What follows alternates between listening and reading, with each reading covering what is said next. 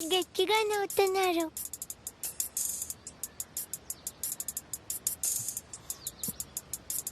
Brahmanandam comedy అండి.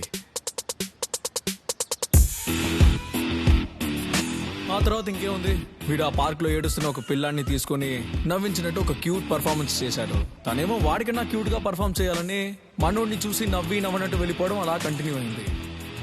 వీడు రెంట్కి ఇల్లు ఎత్తుక్కుంటూ ఒకరోజు తన ఇంటికే వెళ్ళిపోయాడు.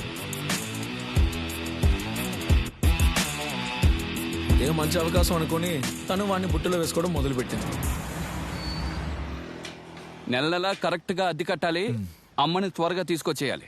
బ్యాచులర్ అని చెప్తే మా నాన్న ఇల్లు ఇవ్వడు, కాబట్టి మా అమ్మ ఊళ్ళో ఉంది, తర్వాత వస్తుందని అబద్ధం చెప్పమని వీడిని తన ఇంటి వాడిని చేయాలని చెప్పి ప్లాన్ వేసింది. ఆ తర్వాత వీళ్ళిద్దరూ ఒకే ఇంట్లో కూర్చొని కళ్ళతో మాటలతో మాట్లాడుకోవడం మొదలుపెట్టి ప్రేమను పెంచుకున్నారు.